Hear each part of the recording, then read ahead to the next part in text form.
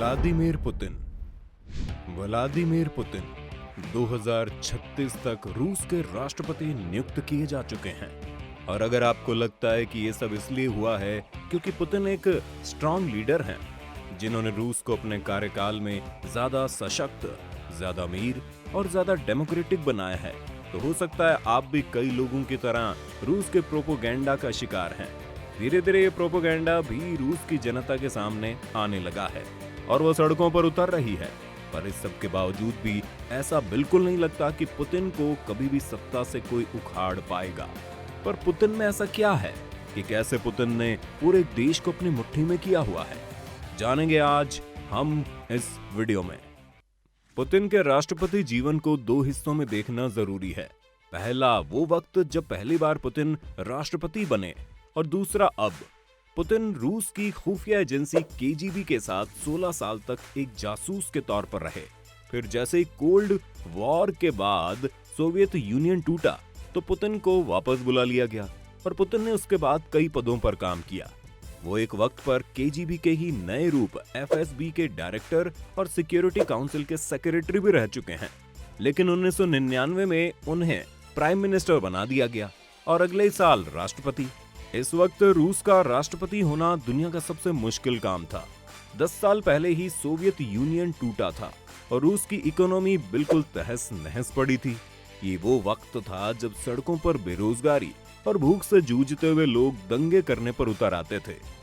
इस वक्त पुतिन ने देश को इस संकट से उभारने में एक बड़ा रोल निभाया, जिसकी वजह से 4 साल बाद उन्हें फिर से राष्ट्रपति चुना गया।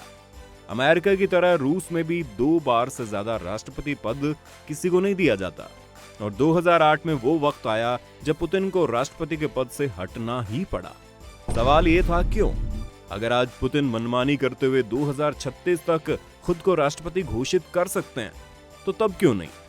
2008 अभी वो साल था जहां पुतिन दुनिया को दिखाने की कोशिश कर रहे थे कि वो डेमोक्रेसी में यकीन करते हैं और लोगों की स्वतंत्रता और रूल्स के मुताबिक चलना ही सही रास्ता है।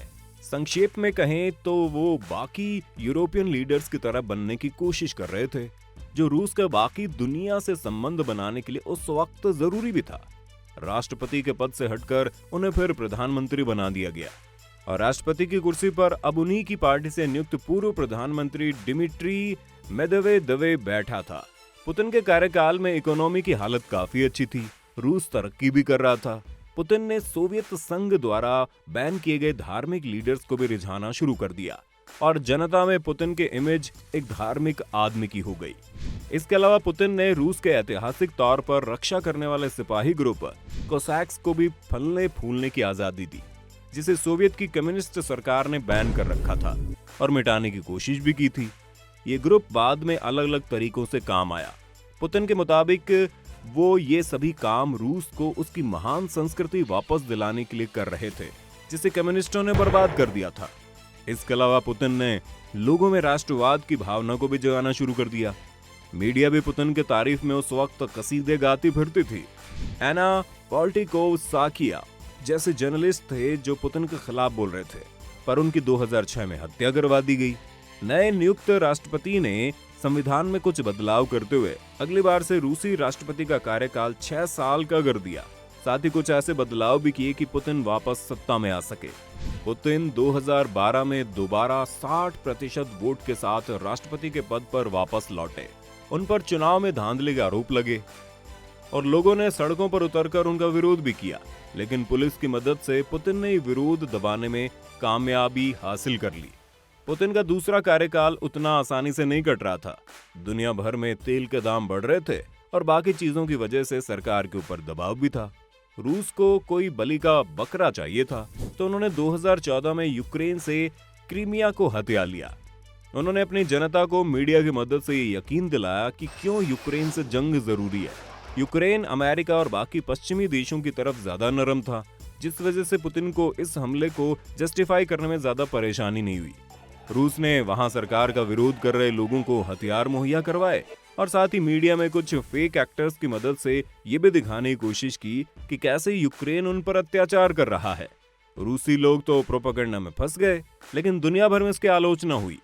यूएन ने रूस के कब्जे को गैर कानूनी ठहराया और रूस पर कई तरह के इकोनॉमिक सैंक्शंस लगा दिए और साथ ही दुनिया के सबसे ताकतवर देशों से बने ग्रुप G8 से भी रूस को बाहर निकाल दिया गया।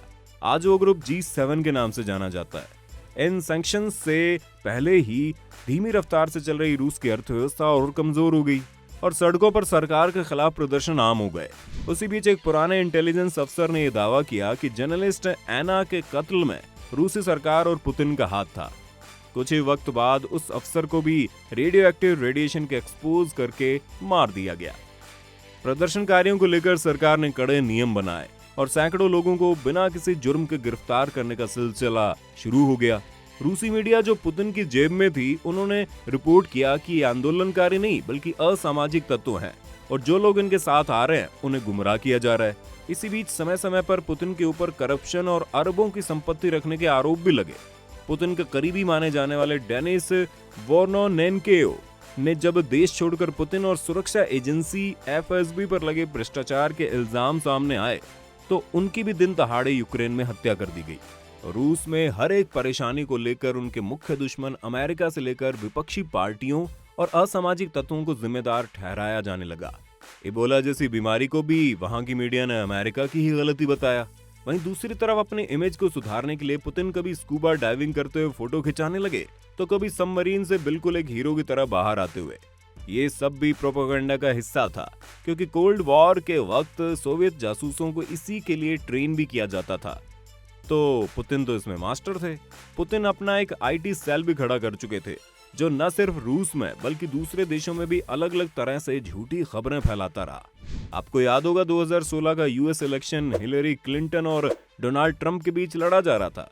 रूस को हिलेरी से खतरा था, तभी उन्होंने हजारों झूठी खबरें हिलेरी के बारे में फैलानी शुरू कर दी, जिसके बाद में डोनाल्ड ट्रंप ने भी मौका देखकर अपनी रैली में कहना शुरू कर दिया, ये दिखाने के लिए कि अमेरिका अंदर से कितना टूटा हुआ है।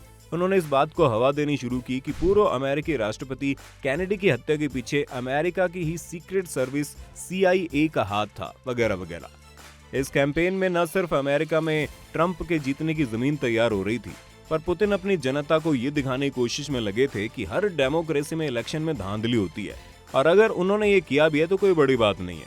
साथ ही अमेरिका की बर्बादी को देखना रूस में पुतिन को और ज्यादा पॉपुलर बना रहा था और उनकी गलतियों पर पर्दा डालने का काम कर रहा था। न्यूज, सुरक्षा बल, सरकार और सोशल मीडिया सभी पुतिन के कंट्रोल में था और आज भी है।